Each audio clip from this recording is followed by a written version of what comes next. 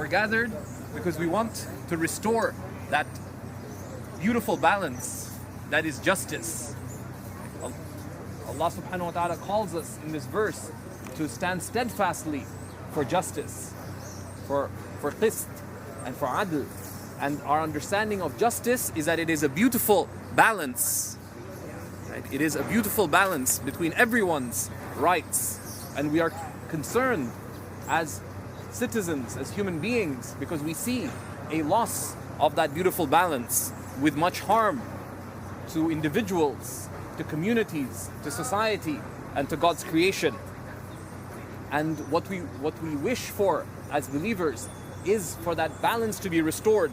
A balance described so beautifully by our beloved Prophet Muhammad, peace and blessings be upon him, who said, "A'ti kulla dhi haqqin haqqahu." Give everyone who has a right their due right. And the way he expressed it is give everyone and everything that has a right its due right. And this is the balance that we seek to promote. And as a believer, if we see that balance missing, whether it be in our own life, in our relationship, or around us in society, we have to be concerned for its restoration. So if we find ourselves in a state of wronging ourselves or wronging others, we must take the means of redressing that balance. But similarly, if we see around us that balance missing, so that some take the rights of others or usurp the rights of others or fail to fulfill the rights of others, then we as believers must be full of concern and stand up and speak out and strive for the restoration of those rights. Because it's not simply that we uphold the good ourselves that fulfills our responsibility as God's servants, but rather we must be concerned and pained when we see rights not being fulfilled, injustice spreading, the wrong manifest. So this is at the very root and essence of our faith, because our beloved Prophet, peace and blessings be upon him, when asked to define what is the reality of religion, he said, peace and blessings be upon him, that ad-deenun nasiha, that religion itself is sincere concern. Right? Religion itself is sincere concern, is that you care for the good. You care for the good in your relationship with God, and you care for the good for God's creation. And to the extent that you have that care and that concern, and that you manifest that care and concern both in your spiritual life and in your worldly living, to that extent are you a true person of faith, a true person of religion, a true servant of God, a true believer. And to the extent that we lack concern, whether it be for God or for God's creation, for their good, we are lacking in faith. Our beloved messenger, peace and blessings be upon him, said that none of you believes until they wish for others as they wish for themselves. None of you believes until they wish for others as they wish for themselves. And this is a standard and a criterion by which we can gauge our own faith. How much concern do we have in our heart for others? How much are we pained when others are wronged? Are we even aware of the injustices and wrong that others experience and face and are trampled under? Our Prophet, peace and blessings be upon him, said that a person who goes to sleep full, satiated, while others in their neighborhood are hungry, is not a true believer. Someone who goes to sleep full while others are hungry around them is not a true believer. Why? Because faith entails concern for the good of others. And when we see others is good not being upheld, being usurped, being wronged, being taken away, we have to have concern. And concern isn't just sitting back and looking at the wrong and saying, oh, that's so sad, but it is to do something about it, to restore that beautiful balance. Right? And we see around us a loss of balance between the rights of individuals and corporations, the loss of balance between corporate interests and the interests of society, of the environment, of the land and the seas and the animals and all God's creation. And what is the concern that brings us here and that moves us and that should make us resolve to no longer be passive is that concern to stand up for justice and for balance so that everyone has their due right. But how is that balance upheld? God Almighty tells us in the Qur'an, إِنَّ اللَّهَ يَأْمُرُ بِالْعَدْلِ وَالْإِحْسَانِ, that God calls, God commands justice and excellence. That we have been commanded as people who are committed to truth, who are committed to justice, who are committed to good, to uphold what is true and what is good in ways that are true and good and dignified and merciful. And why do we do this? Why are we concerned for the good? The verse that we recited reminds us, Lillah, right? That what we're moved by is out of sincere concern for God, because we care about God and we are seeking God's mercy, because mercy is the very substance of life. It is our understanding that the very act of creating creation, of bringing creation into existence, is an expression of divine mercy. It's a breath from the breaths of the All-Merciful, so to speak.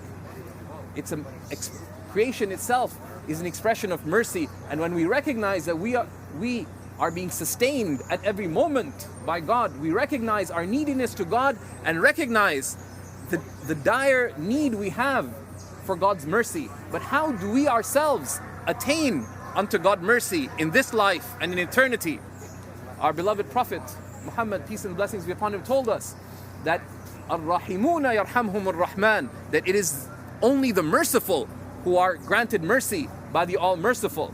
Irhamu man fil ard yarhamkum man fis sama. Be merciful to those on earth, and the Lord of the heavens will be merciful to you. And the Prophet, peace and blessings be upon him, did not say, be merciful to your co-religionists. He did not say, be merciful to your fellow human beings. He said, be merciful to all that is on earth, to all God's creation. And that is the condition for attaining God's mercy. And what is mercy? Mercy is concern for the good that is manifest in one's actions and in our conduct and in our responses to what we see and what is around us. So this is why we uphold justice. Right? We uphold justice with a heart full of mercy. And we express this by looking at God's creation with the eye of mercy, with a heart that seeks good for all that we see, which is why it is mentioned by our beloved Messenger sallallahu alaihi wasallam that none of you believes until they wish for others as they wish for themselves. This is how we look at all that is around us, and this is why God Almighty tells us in the Qur'an that وَعِبَادُ الرَّحْمَنِ الَّذِينَ يَمْشُونَ عَلَى الْأَرْضِ هَوْنًا, that the servants of the All-Merciful, who are they? Those who tread lightly on earth. They do not disturb that beautiful balance with which God created creation. And then the verse continues, reminding us, and do not follow your mere whim. Do not follow your mere whim, your caprice, lest you fail to be just or turn away from justice. Don't just become someone who's playing around and idling as if there's no purpose nor responsibility in life. We must be people of principle, people of commitment to justice, to mercy, and to good for ourselves and others. We must be full of concern, right? Our heart should feel pain, not only at harm that affects us, injustice that affects us, but any harm, any injustice should pain us, because the Prophet, peace and blessings be upon him, said that people are like one body. If any part of the body pains, the rest of the body feels that pain and is affected by it. We must be people of unwavering commitment to justice, to excellence, both to uphold it ourselves and to seek it and to spread it and to promote it and to call for justice in the best and most beautiful of ways, because God tells us in the Qur'an, Allah Most High tells us in the Qur'an, إِنَّ اللَّهَ يَأْمُرُ بِالْعَدْلِ وَالْإِحْسَانِ. God commands us to excellence, to justice, and to excellence. May Allah subhanahu wa ta'ala make us of those who uphold that justice in our own lives and who stand up for it in the most beautiful of ways. Wa sallallahu ala Sayyidina Muhammad wa ala alihi wa sahbihi wa sallam.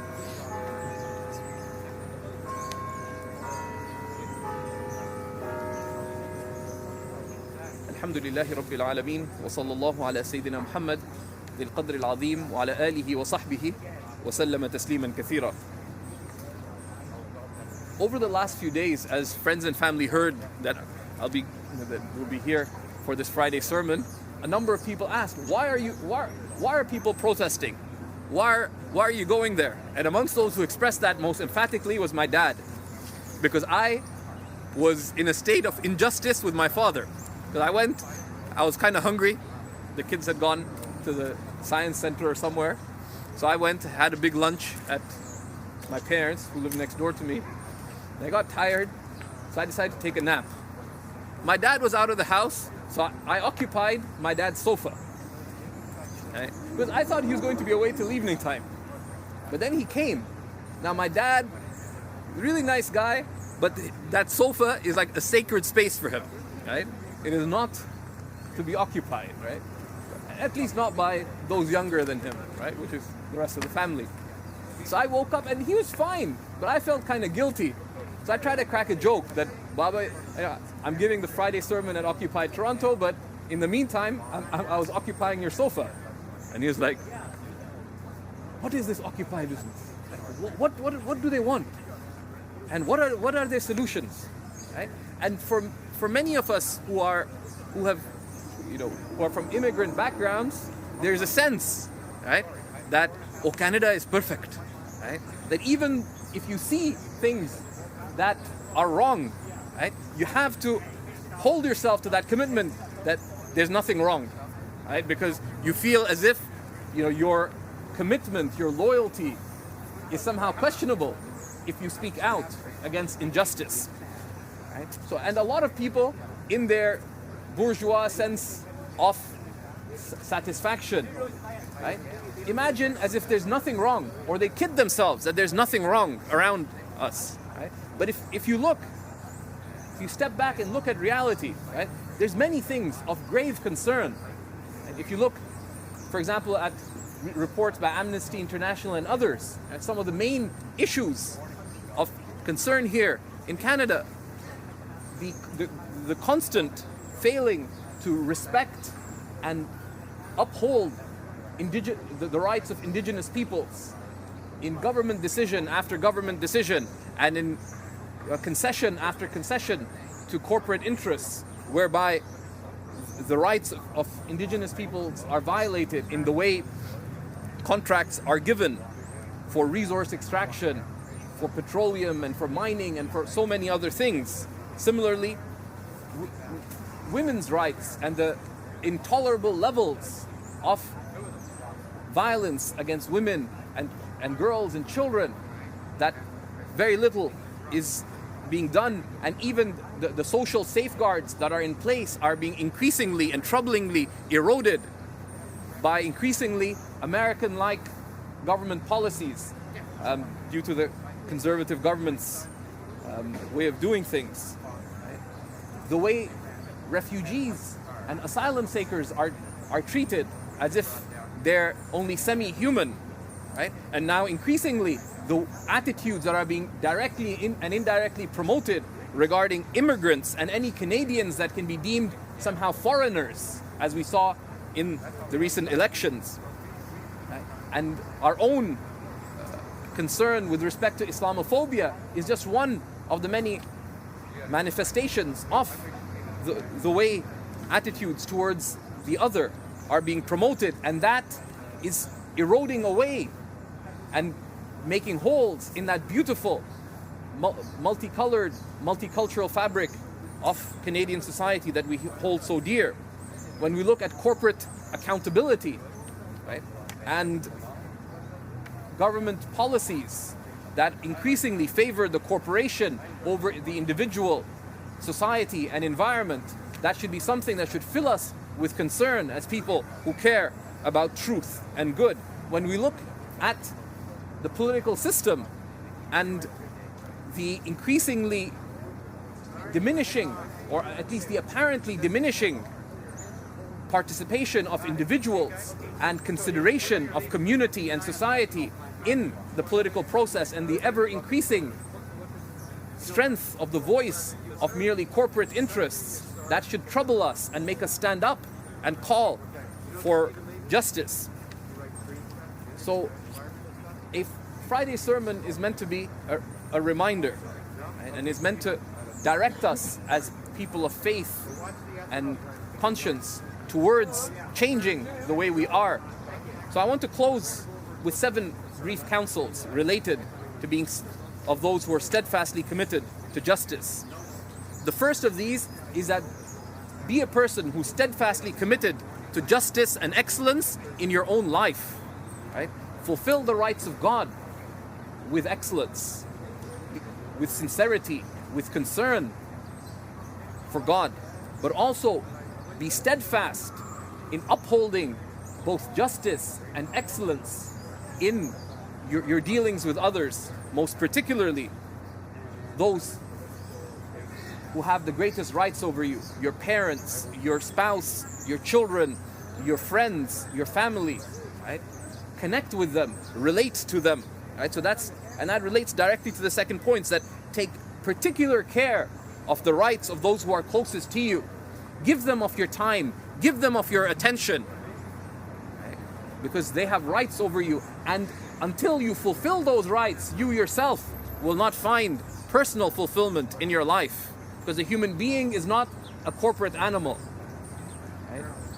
We are a social animal. We need people, but it is not in corporate interests to keep you connected with family, with friends, with neighborhood, with community, because then you will not seek purely material satisfaction, and you will not be a mere consuming animal.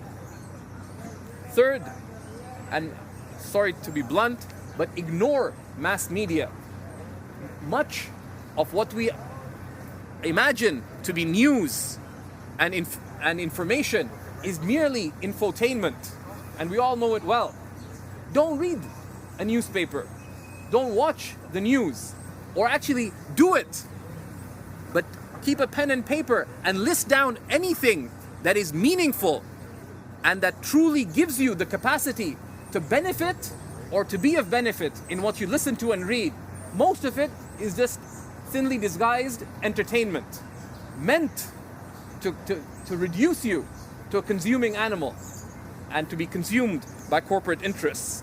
Rather, focus on becoming an informed citizen, someone who understands how things are and who is informed so that they are able to uphold justice and excellence and to call to that justice and excellence to help restore that beautiful balance both in our lives and in our communities and society at large.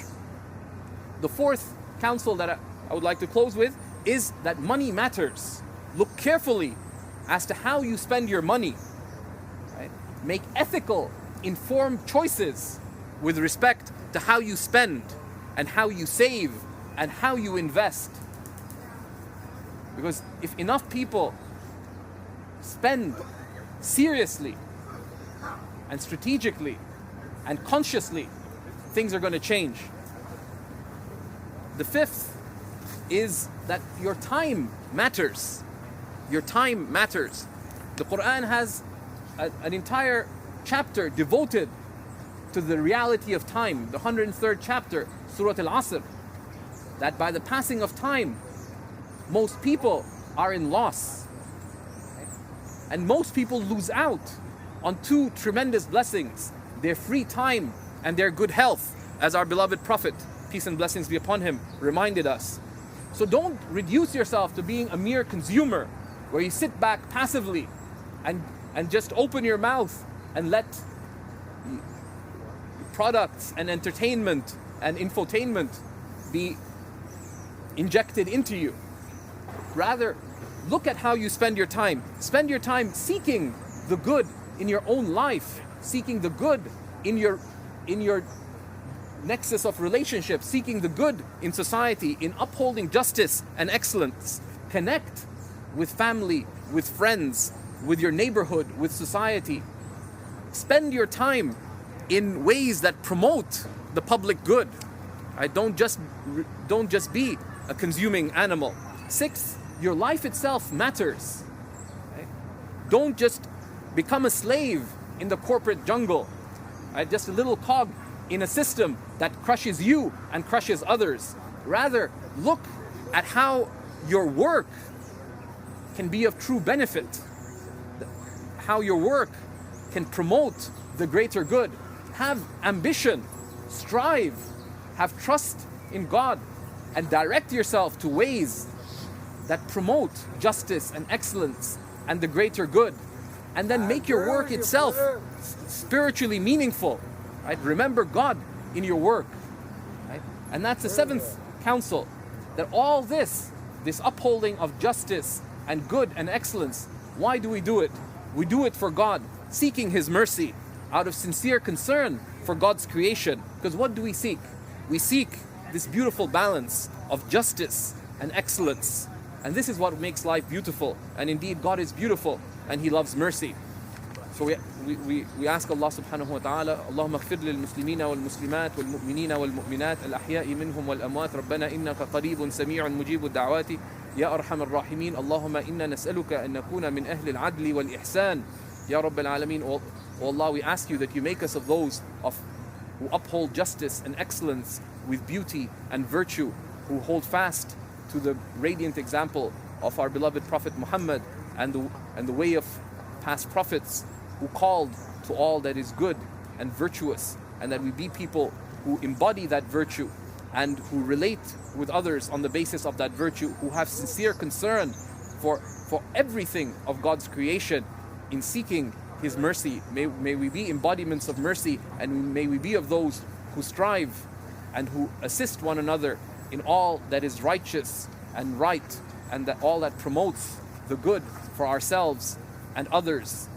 And we ask Allah Almighty that He lift from us the veils of delusion and distraction and idling and folly, and that we be people who are serious and committed to all that is most pleasing to Him, in the ways most pleasing to Him.